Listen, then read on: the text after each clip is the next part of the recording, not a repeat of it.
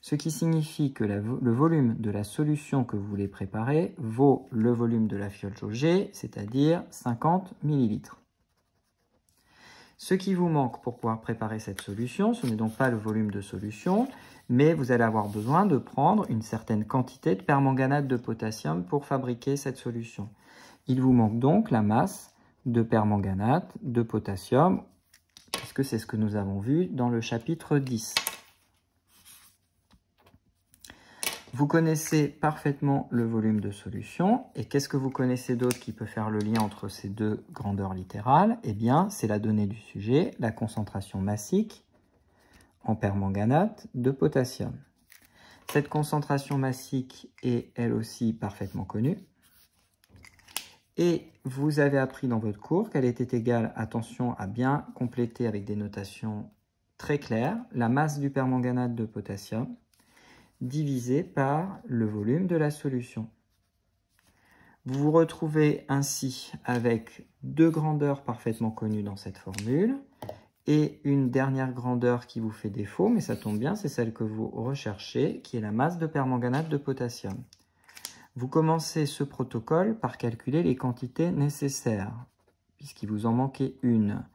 La masse de permanganate de potassium est égale à la concentration massique de permanganate de potassium multipliée par le volume de solution. Je peux vérifier que les deux grandeurs que j'ai encadrées en vert depuis le départ, que je connais, se retrouvent bien du même côté, du signe égal, et de l'autre côté, j'ai ce que je recherche, donc ça doit marcher parfaitement. Il me reste peut-être une dernière vérification pour être sûr de ne pas raconter de sottises. La concentration massique est en grammes par litre. C'est ainsi qu'elle est présentée, et le volume de solution est malheureusement en millilitres pour l'instant. Il y a ainsi une conversion à assurer. La conversion à assurer, toujours la même rengaine. On fait un tableau de conversion. On indique que d'un côté, il y a des millilitres et de l'autre côté, on doit avoir des litres. Faut-il encore connaître la règle de conversion? C'est la même qu'entre les millimètres et les mètres.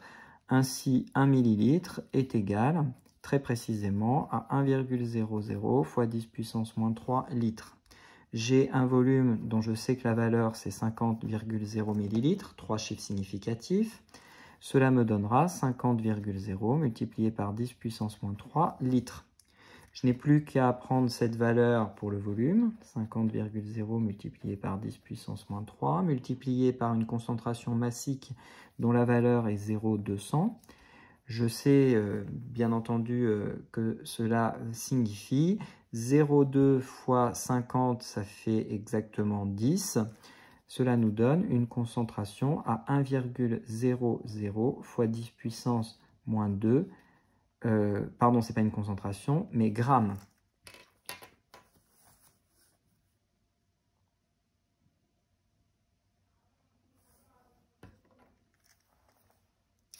Voilà pour ce calcul ici. Alors, je crois que j'ai fait une petite erreur puisque c'est 0,2 fois 50. 0,2 fois 50, ça fait pas 10, mais ça fait... Si, c'est ça, ça fait bien 10, pardon. Nous avons donc ici cette masse à prélever, une masse très faible. Et nous allons pouvoir aborder la suite.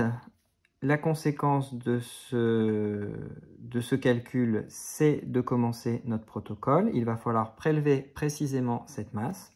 Pour prélever cette masse, il faut une balance,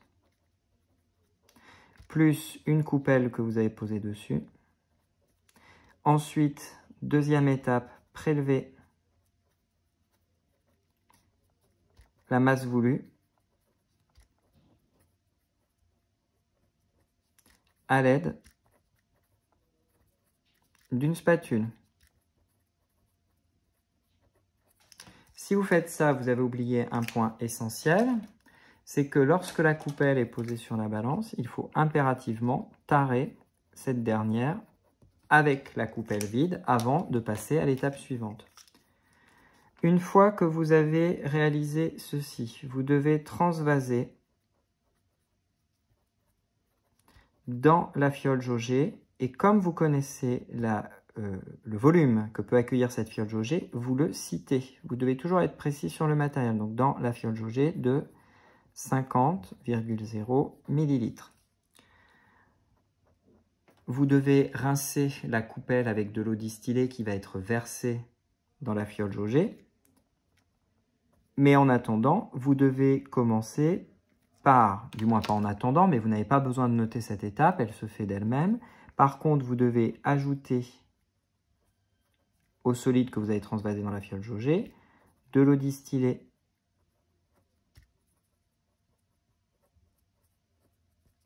jusqu'à la moitié.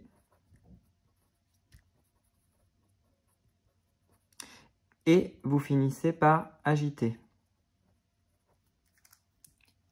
Quand vous avez fait cette étape, vous devez continuer par une étape, vous allez ajouter de l'eau distillée quelques millimètres sous le trait de jauge.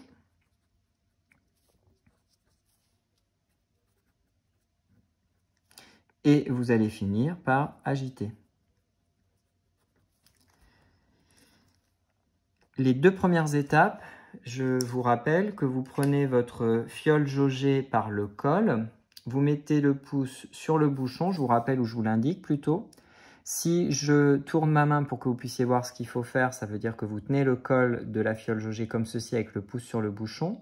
Et ensuite, vous allez faire un mouvement pour agiter de balancier comme ceci, comme avec un tube à essai, pour pouvoir offrir la meilleure agitation possible de la fiole jaugée. Donc c'est comme ça que ça se réalise au laboratoire. Et quand vous avez terminé cette avant-dernière étape, vous passez à l'ultime étape qui consiste à ajouter de l'eau distillée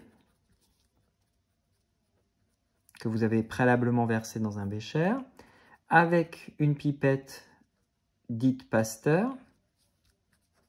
Je pense que vous entendez pas mal parler de l'Institut Pasteur en ce moment, avec une pipette Pasteur jusqu'au trait de jauge.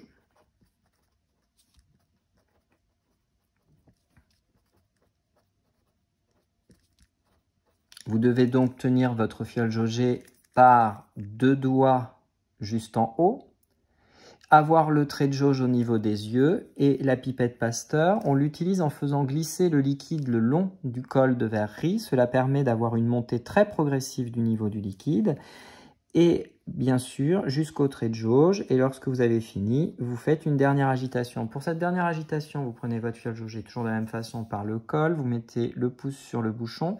Et au lieu de faire un mouvement de balancier comme j'ai fait tout à l'heure, vous allez faire tout simplement retourner une fois la fiole jaugée, puis vous attendez que le liquide retombe, une deuxième fois, une troisième fois, et ça suffit, votre solution est prête.